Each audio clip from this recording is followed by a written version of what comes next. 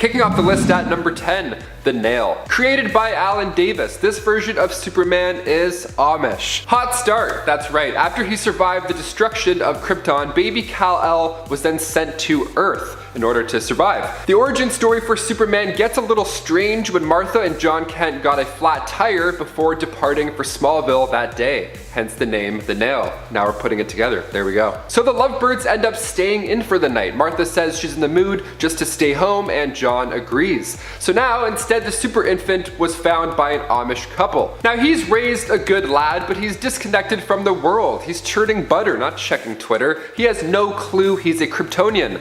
So in turn we get to see a Justice League with no Superman, and the world is a hot mess. Lex salvaged Kal-El's spaceship after he landed, so he used that tech to create an evil version of Jimmy Olsen. But when Super Jimmy is fighting the Justice League, the fight moves to Amish Kal-El's backyard, and that's when he discovers his true powers. He always had a feeling he was superpowered, he just didn't really know. So he bids farewell to his Amish folks, and then he unleashes the power of a god.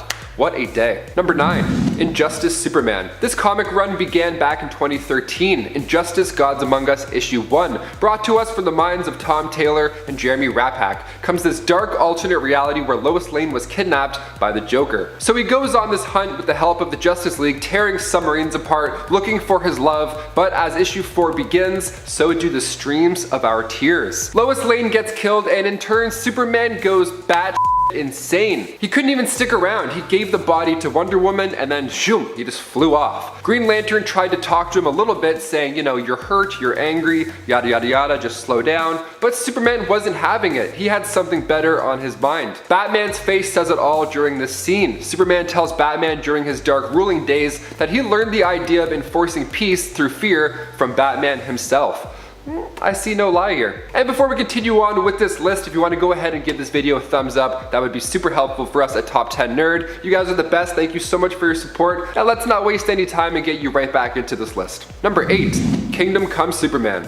Shifting over to an alternate reality with an older Justice League, this Superman isn't as ruthless, but take that with a grain of salt. Kal-El of Earth 22 made his first punch into DC Comics with Kingdom Come issue 1. Now this is a version where Lois Lane still did perish, only before her untimely demise she made Superman promise to her that he would not kill the Joker in retaliation, so a little bit different this time.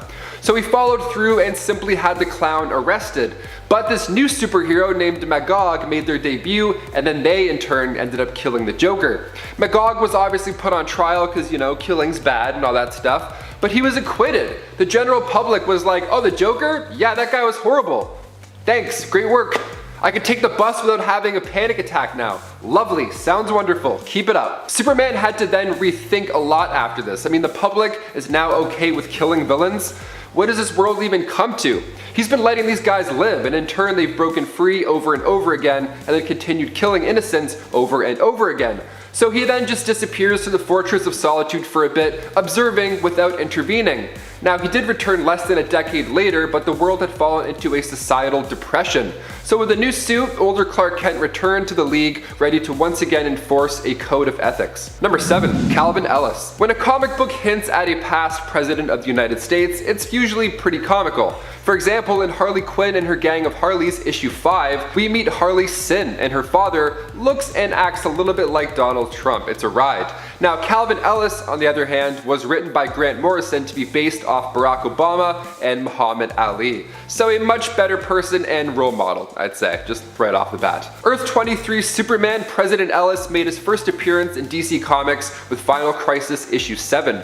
Kal-El was raised by the Ellis family, teaching him to always stand up for himself no matter what, and to fight for what he believes in no matter what bullies stand in your way. A little more optimistic and useful than the Amish family, I'd say, just a tad. Can I churn butter? Or can I like save people? No? Just churning butter? Alright, great. Number 6, Ultraman. Coming from Earth 3, originally Earth 2 in the comics, Ultraman is the evil version of Superman. Always fun, even if it's dark. Appropriately named Clark Luthor, he gets more power the more kryptonite he's exposed to. So if you see him dipping some crystals and licking them, you know, you gotta hit the deck. And the design is pretty much the same, only instead of a hopeful S on his chest, Ultraman rocks a U. The angrier Ultraman gets, the stronger he also gets. So usually a play on opposites are fun in comics. This one's just borderline terrifying. Number 5, Red Sun Superman. Superman Red Sun was released in 2003 from the mind of Mark Millar, part of the Elseworlds imprint. And we ask, what if Superman had been raised in the Soviet Union? I just watched Black Widow, we saw like a Russian Captain America, great stuff. Now we're talking about Russian Superman. That's why we're here, folks, let's do it. The ship lands on a Ukrainian collective farm instead of Texas, and this idea had been floating around in Millar's mind since he was a 6-year-old. Back when he read Superman issue 300, it showed the USA and the USSR rushing to claim the fallen Super Sun when he landed in neutral waters.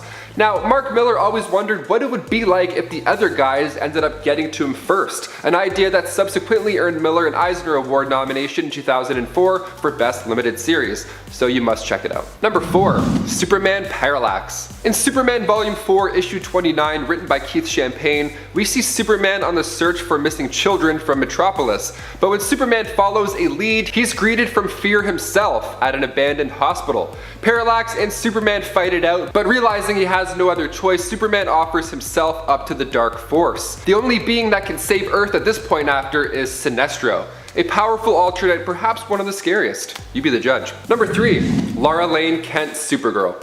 This next version of Supes looks a lot like the version that we're going to get in the new Flash movie, so I had to throw her in there to get the gears spinning a bit.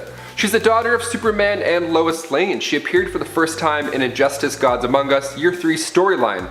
Now, in Zack Snyder's Justice League, we learn that Lois Lane is indeed pregnant, and the following sequels would have shown us a world without Lois. So perhaps this Flash film will show us this bright alternate world where Batman has killed the Joker and Supergirl grows up with both of her parents' guidance. She looks pretty badass too. Now, these are just set photos, but the similarities are wild. To see for yourself, check out Injustice Year 3, starting with issue 6 or 7. I think she comes in around there. Number 2, Superboy Prime. This version of Superman has more powers and less weaknesses. I'm talking immunity to kryptonite and magic. He first appeared in DC Comics Presents issue 87, where Kal-El landed on Earth and was discovered by Jerry and Naomi Kent while they were on a hike in the New England seacoast town.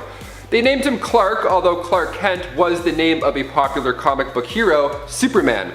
So yeah, he already existed on this Earth Prime. Now, Clark grew up and later attended a costume beach party, which I gotta say, tights plus sand, really? It's not the best idea, I don't know. They went to get a glimpse of Halley's Comet by the beach. It sounds great. Clark even dressed up like Superboy, although he was being teased. And then all of a sudden a tidal wave hits, a portal opens, and the Superman pops out from another dimension. Now at the same time, Clark's powers manifested and he quickly learned what to do with them in the moment. Superboy followed that Superman back into the portal to his reality. Unbeknownst to him though, he would never come back. That is until he decides to later punch reality apart. Number 1, Superman Prime. Superman of the 853rd century. He's literally a living extension of the sun at this point in time, so we gotta finish with him. He left Earth way back in the late 21st century once everybody he cared about passed away. Okay, he's like, oh, she's dead? Peace. What about the millions of others you could help? I don't know. There's other people. Meet other people. Go on Hinge. I don't know. He traveled beyond space and time after that, literally reaching heaven and hell, and he made his first appearance in DC 1 Million issue 4. So after soaking up the sun for 15,000 years straight, Superman obtained new abilities. He's more powerful than the gravitational pull of a collapsing star, and is many, many times faster than the speed of light. He's so powerful that he has some energy to spare. One of those new abilities is to share his power with others. A small amount, but still, that's far beyond any other metahuman at that point ever. You thought Superman was godlike before. This guy can literally smell you across the universe. And that's not even a joke. It's called superhuman olfaction. It's a real thing. He can smell trouble across black holes. Number 10, Red Sun Superman. Answer me this, have you ever wondered what would happen if Superman didn't have that good and wholesome upbringing and was raised somewhere else? Like, I don't know, let's say the Soviet Union? Well, wonder no longer, because that is exactly what happens in the comic book miniseries Superman Red Sun. Instead of his ship crash landing in Kansas, Superman lands in the Ukraine in the middle of the Cold War. In the story, Superman is raised with the ideals that the Soviet Union instills in him, and the world feels a sense of fear as a superpowered alien is the Soviets' new secret weapon. He still has all the powers you associate with Superman because he is still exposed to the yellow sun. With the passion and sense of justice we've come to expect from Superman, Soviet Superman was so dedicated to his country, which made him incredibly dangerous for the wrong reasons, because he was a living weapon that the Soviets used to spread their power throughout the globe. Over the course of about 20 years, he traveled the world with Wonder Woman, converting other nations and even becoming their new leader. He was a good leader, don't get me wrong, because he is still Superman, it was just for a very bad world. Highly recommend you check out this alternate Superman for yourself, starting with 2003's Superman Red Sun Volume 1, Number 1.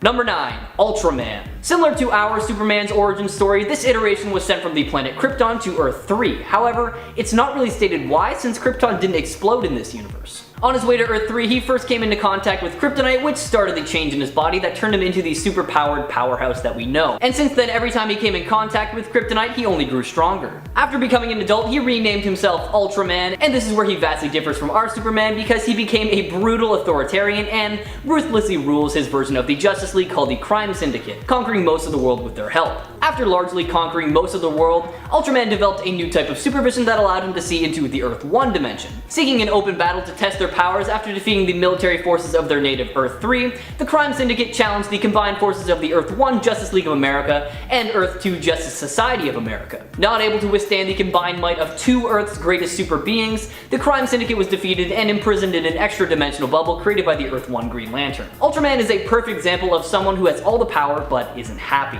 Hailing from an Earth where evil always wins, Ultraman is always looking for something new to conquer, torment, or honestly both. Check him out for yourself, starting with his first appearance all the way back in 1964's Justice League of America number 29. Number 8. Overman. Hailing from Earth 10, a universe where the Germans won World War II, we have Overman, the leader of the new Reichman and the Superman of this Earth. Kal-El was sent to Earth 10 as a baby in a ship away from the planet Krypton because it was dying. Pretty standard Superman origin, however, much like the Red Sun Superman, he was raised by the wrong people. Alongside the German forces, Overman conquered the world in, I want to say, less than 20 years, after which he decided to leave the Earth for a while. 3 years later, he returned with a clear head and saw all the damage he helped cause and became an advocate against all of what he once stood for, while still working alongside them for some reason. Eventually, German scientists used Kal cells to create a clone of him known as Overgirl that Overman learned to love like family. However, she died not too long after her creation, and that hit him hard. Inconsolable and grief-stricken, Overman leaked some precious information to the freedom fighters that resulted in the demise of the new Reichman and Metropolis. Check out probably one of the saddest Superman stories I've ever heard of, starting with 2015's The Multiversity Guidebook number 1. Number 7. The Eradicator. Existing on New Earth, the Eradicator was an ancient Kryptonian weapon merged with a human body to form the last son of Krypton, an extreme vigilante who surfaced after the death of Superman. The Eradicator was given to Superman while on Warworld, and it began its work again on Earth, creating the Fortress of Solitude and trying to manipulate Superman into becoming the ideal Kryptonian. When it failed, the Eradicator created a new body for itself based on Superman. The Eradicator had all of Superman's memories, even though it wasn't actually the real Superman, but was far more brutal and violent. It didn't actually have the power to absorb solar radiation, so it relied on Superman's body to transfer energy to it. Over the years, it became more compassionate and even fought alongside Superman in a few fights, the most notable being their fight against Cyborg Superman, and even sacrificed itself to save Earth, but it always remained dedicated to preserving Superman and Kryptonian life. In DC's Rebirth continuity, the Eradicator has returned and it's just as dangerous as ever, so why not take a look at the Superman clone story for yourself, starting with their first appearance in 1989's Action Comics Annual number 2 all the way to 2011's Action Comics number 901. Number 6. Black Zero. This is actually the third Black Zero. This was an alternate version of Superboy known as Superman 2 from a hyper time stream in which Superman had not returned to life and his clone had been left to fully mature and develop his full Kryptonian powers in addition to some tactile telekinesis. With this new power, he could create a field around himself that made him invulnerable, allowed him to fly, and also move heavy objects, similar to Superman's strength. Superman 2 tried to fight crime, but ended up losing a battle that cost its life, leading to a backlash against human cloning. He decided to rename himself after the pro-cloning organization on Krypton, Black Zero, and fight for clone rights. He used Project Cadmus to kill off most of the world's superheroes and recreated most of them as clones of the originals, but that wasn't enough for him. He entered Hypertime, a cross between a time stream and the multiverse during an era where DC Comics only consisted of one universe, to travel to other realities to fight for clone rights as well. Black Zero was a fanatical and ruthless ruthless warrior who was eventually and thankfully stopped by the combined strength of numerous Superboys from across Hypertime. Appearing across only a few issues, this is a short story that is definitely worth a read, so if you feel like it, check out 1999 Superboy Volume 4, number 61 to 64. Number 5. Super Doom. After a trip to Tibet, Clark, Lois Lane, and Jimmy Olsen built a machine that used vibrations to bring thoughts into reality, and the best possible use for it in their eyes was to create a Superman that was a thought-powered redeemer capable of saving the world. Unfortunately, they ended up having to sell the machine to Overcorp, and Overcorp took their Superman idea and twisted it so much that the brutal and toxic Super Doom was born. A self-described killer franchise, Super Doom wasted no time in becoming the preeminent superhuman of its world, and sought out to eliminate any form of competition, meaning he was on the hunt for other Supermen. After ravaging countless parallel planets and butchering numerous Superman and Superman-like adjacent people, it finally tracked down its creators to Earth 23, where it killed Jimmy and mortally wounded Clark. Later, Super Doom was summoned to Prime Earth by an unwilling Lex Luthor as a final doomsday weapon against Superman, and after a brutal struggle, Superman overcame the monster, which, upon defeat, transformed into a bomb that Superman managed to place on the dark side of the moon before detonation, seemingly annihilating Super Doom once and for all. Give the story a read for yourself, starting with 2012's Action Comics Volume 2, number 9. Number 4. Superman Earth 1198. In Superman the Dark Side, the baby Kal-El ship is diverted on its path to Earth and instead lands on the planet Apokolips, home of the Overlord Darkseid. In this version of Superman, Darkseid is the one to raise him, and Superman becomes his loyal and devoted disciple and helps him in the destruction of New Genesis. As well as this, Superman doesn't grow up to wear tights and a cape. Instead, he opts for a menacing black and red armor with a lightning bolt S across his chest. Not only is this Superman powerful, evil, and terrifying, he also has a thing for weapons, using the Apocalyptian sword and Omega Warhead, as well as anything he can get his hands on. Superman in this story is more of a pawn for Darkseid than inherently evil, but much like the others, his actions have horrific consequences. With his direct and indirect help, Darkseid managed to extract the anti-life equation from Superman's cells and subjugated the world and expanded his reach. With Earth by his side and a yellow sun to power him up, Superman was forced to fight Darkseid to end his reign of terror. Highly recommend you check out this 3-issue run for yourself, starting with 1998 Superman Darkseid number 1.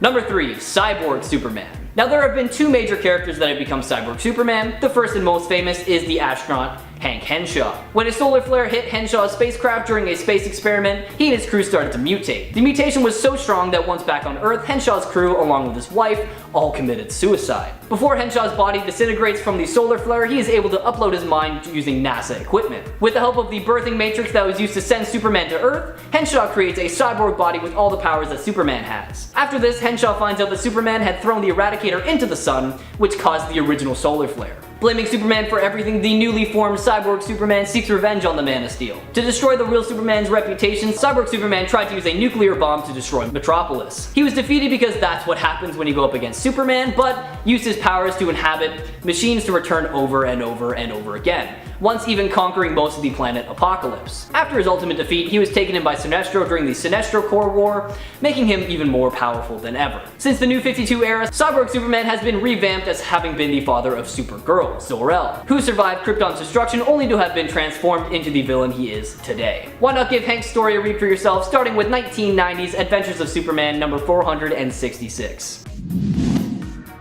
Number 2. Lord Superman. This alternate Superman doesn't have any roots with comics. He is actually from the Justice League TV series, specifically 2003's episode A Better World, and is one of the first Dark Superman that we've seen in the animated universe. This Superman lost his way in battle with President Lex Luthor after Luthor executed the Flash in front of him, and mocked the Man of Steel for never being able to see things through to their logical conclusion. Superman, overcome with rage, executed Luthor with his heat vision, took over the world with his Justice League's help, and formed the Justice Lord's crime-free regiment. They saw themselves as the world's saviors, and the Terror was a small price to pay to realize their vision. Of course, when they found an alternate Earth, they immediately imagined all the quote-unquote good they could have done there, and Lord Superman's incredible powers would have let him succeed on this new Earth if it weren't for the regular Superman, who managed to defeat the Justice Lord before it was too late. I think the worst thing about Justice Lord Superman is that he truly thought he was doing the right thing, but we all know for a fact that he wasn't. Check out this 2-part episode for yourself and let me know what you think in the comments below.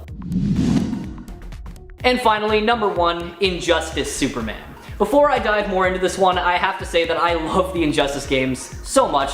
I remember when I first got the game and I did not put it down until I was finished with the story, so comment below who your go-to character is. In Injustice 1, I'd have to say mine is either Nightwing or Batman, but in Injustice 2, it has to be Green Arrow or Scarecrow. Anyways, sorry about that, let's talk about Injustice Superman. In a storyline amalgamated from diverse comic plots along with the Justice League animated two-parter, A Better World, that I just talked about, the Joker sadistically fear gasses Superman into killing Lois Lane. Superman responds by putting his open hand straight through the clown's chest and turns the world into a dictatorship-like police state. In the process, he doxes Batman, murders Shazam and Martian Manhunter, converts the Justice League into his personal secret police, and gets his butt kicked by Alfred Pennyworth. He's finally defeated by a still good Superman from another universe who encases him in a red sunlight generating capsule. Now, there have been a few storylines over the years that have revolved around the idea of what would happen if Superman went bad and whether anyone could stop him, and this just proves that the only man who can take down Superman is Superman himself. Why not play the games again for yourself to refresh your memory, or check out 2013's Injustice Gods Among Us #1. Number 10. The New Red and Blue. Superman 162 was an imaginary tale where Superman splits himself into two parts to be more productive.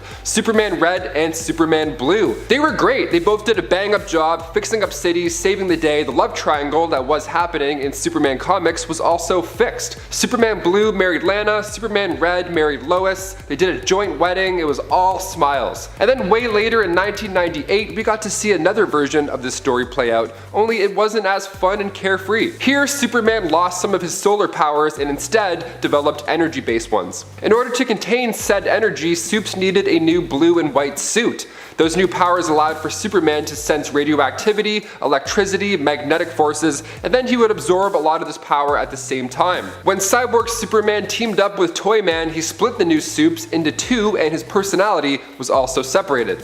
Blue Superman wanted to think things through, come up with a plan, whereas Red Superman, well, he was literally red hot. He wanted to take action. Both of these guys ended up loving Lois Lane, so there's no split wedding this time around. In fact, Lois got so sick of both of them, she kicked them out. Imagine saying no to two Supermen, you're like, no and no. Not you guys, get out of here. The guys then decided to have a race because that's what mattered at that point. Sure. You know what does matter though? If you click those thumbs up. Yeah, those likes go a long way for the studio, and if you're not already subscribed, take off your jacket, stay a while. It's nice here, I promise. Number 9. Super Santa. He sees you when you're sleeping, and he has a quadruple barrel Gatling gun. How lovely. This 1995 Elseworld story puts Superman in a post-apocalyptic future where he has to go toe-to-toe with these crazy, mutated army of Batmen. The world is much darker than the one we know now. I mean, literally, these nuclear fallouts have left Superman without his UV rays. Good old lack of sunlight. No tans for you. So he hits the gym, updates his naughty list, and when the crazy gang called the DNA Dictators, with a K instead of a C, rob Bruce Wayne's grave and make a monster Batman, only one man can save us all. Super Santa. Number 8. Super Soldier. Coming from the Amalgam universe, first appearing in Marvel vs. DC issue 3, fans in the 90s got to see these two comic book powerhouses join forces, making these lovely mashups of characters from each universe, origin stories, interconnected. It's a great time. In this story, Clark had no pre-existing powers until the Super Soldier Serum came along. We're seeing the two worlds already collide. He had pretty much won the war single-handedly back in 1942 after this, but then he came along Ultra Metello, this massive evil robot sent in, of course, by Lex Luthor. That's when Super Soldier sacrificed his life taking down the villain, and it wasn't until 50 years later that the JLA found his frozen body. But even then, 50 years later, Lex Luthor was still alive. He was keeping it young with some handy-dandy green K meteorite. That must be what Jennifer Aniston uses. Super Soldier ended up taking down Ultra Metello, and in turn, Lex was arrested. We love happy endings. No beards or Gatling guns this time around. We're on the right track. Number 7. Boxer Superman. I feel like nowadays it's all about celebrity boxing matches. Every other weekend it's someone fighting Lil Baby or whatever, one Logan Paul brother is fighting a robot. This next one might be a thing that actually happens, who knows anymore. Coming from Dennis O'Neil and Neil Adams back in 1978, part of the all-new Collector's Edition, basically this alien named Rattlar, who is part of a species known as the Scrub, visits Earth and demands that we pick our best fighter to go against theirs. Rattlar woke up and chose violence. Okay, cool. So they picked their scrapper, and it of course was the ever so fearsome behemoth Hunya, Alright, great. Now, if we refuse this after-school space fight, the scrub will destroy our planet. So Muhammad Ali argues that since Superman technically isn't from Earth, he must be the one instead who fights. Guy's literally a champ. And he's absolutely correct, he has a point. Rattlar is actually amused by this, so he thinks, you know what, instead, why don't you both just fight each other? That ought to be entertaining, right? The fight is set to take place on Bodace, which is orbiting a red star, so it's actually a fair boxing match at this point. No powers for Clark. So Muhammad Ali trains Superman to become a professional boxer in just a few months' time. The fight is then broadcasted intergalactically, millions tune in, pay-per-view probably charged so much for the match, and then Superman gets beat by Muhammad Ali. How amazing is this? Not only that, Ali continues to take on the behemoth as well, knocking him down in the 4th round. He's the greatest in all of the cosmos, or as Muhammad Ali says, they're both the greatest. Okay, so sweet. Number 6, Super Ant-Man. Not from the Amalgam universe, but dangerously close to it. From Action Comics issue 296, called The Invasion of Ants, we see Superman rocking a different but nice look. So at first we see him and he's on the side of a building with an ant mask head on, and he's asking for other giant ants to follow him, even making buzz noises to furthermore convince the ants. Okay, what the hell's going on here? Well, after a colony of giant ants were mutated from a nuclear war on another planet, they decided to come check out Earth, as if we didn't have enough ants already. So Superman comes by to save the day, and he figures out that if he uses red kryptonite radiation, he can give himself an ant's head and then communicate with them. If this one isn't considered weird, well, maybe the next one will get you. Number 5, Centaur Superman. Superman Wonder Woman, Whom Gods Destroy, was an issue released back in 1996, and it's a 4-part Elseworlds miniseries that shows us a world where the Germans ended up winning World War II. It's an odd future, to say the least. Bruce Wayne is now the president, and once Cersei sends out her squad to kidnap Lana Lang, Clark and Lois then have to fly to Europe to save her. Clark didn't even use his powers either, he just booked a normal human Southwest flight. Got a ride in style, I guess, no matter what the odds are. So during this flight, however, trouble came back around for them and the plane went down over Germany. The goddess Athena then turned Lois into Wonder Woman, where she would then go toe-to-toe with the Diana, Wonder Woman, who in this story was on the bad side. And as for Clark, when the plane went down, Cersei turned him into a centaur.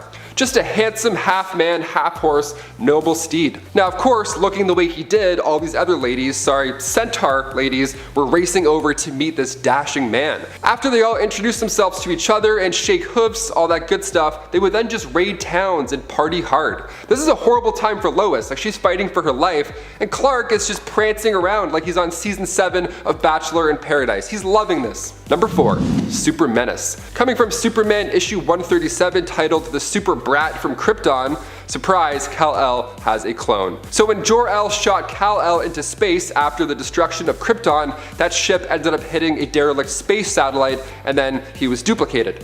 So the one craft was found by criminals named Derek and Bonnie, and they see this as a golden opportunity to raise another super sidekick, especially one with all the abilities that Clark has. Later on, a kryptonite meteor crashes into Earth and the criminal couple realizes that it doesn't affect the young clone. He grows up in secret, waiting to make his grand entrance as the Super Menace. First things first, let's take care of that other guy though, shall we? He fights the Superman, they fight, and when Superman uses his X-ray vision, he notices something is odd about his foe. And then suddenly, Super Menace makes it rain kryptonite meteors. This of course almost kills Superman until Super Menace decides, you know what, I don't want to be a Super Menace anymore. We love a good change of heart. He saves Superman, he handles his criminal parents, and then he flies off to return back to his natural state of energy and becomes one with the universe. Number 3, KARKAN the Mighty. Coming from Superboy issue 183, KARKAN was raised by gorillas, KARKAN being Kal-El. His ship ended up landing in the jungles of Africa, and he realized that he's different from the others after he learns how to fly. It's basically Tarzan if he was Superman, hence why his name is a combination of both. This version is quite super, literally. I mean, when he's not swinging through vines and hucking his own poop at people, he's saving hundreds of animals from floods. How lovely. Even if it means carrying them by their ears, whatever it takes. He does try his luck in the big city though afterwards, but obviously being raised by gorillas, he had a tough time fitting in. Honestly, good. Fitting in is overrated anyways. If you want to do backflips in the jungle, just go for it. Number 2. BIZARRO Superman. First appearing in Superboy issue 68, BIZARRO Superman is, as his name suggests, Bizarre. He's the Man of Steel but with the opposite intentions, and his powers are also opposites. Instead of breathing icy cold dad breath, he can now breathe fire, like a dragon. Now he has laser ice eyes too, it's pretty fun. The interactions with Superboy are fun. Bizarro Superman throws Clark across the deck of a pool, and he has to like fly his way casually and steer into the pool to blend in. It's honestly trouble. It's kind of like the Iron Giant, but like crazier? The new 52 version of Bizarro was created when Lex Luthor tried to clone Superman, and instead of waiting 10 years for the project to be completed, Lex released him after 5 years, so in turn now he has his pale, but still jacked look. We love Bizarro Superman, honestly. He's like a Frankenstein that can bench press 1,000 pounds. It's pretty fun. And finally, number 1. Lex-L. Appearing only in Superman issues 230 and 231, we find Lex-L born on the planet Krypton instead of Clark. So Superman, but bald. Super Caillou, basically. His hair loss at such a young age is actually explained in the comic because when he was really young, Lex-L's father, Jor-El, held his head next to kryptonite as a punishment. So it's actually pretty tragic. When Lex and his father did crash land on Earth after fleeing their doomed planet, the rocket distracted Martha and Jonathan Kent, who were bank robbers in the story, and they couldn't see, so they ended up crashing.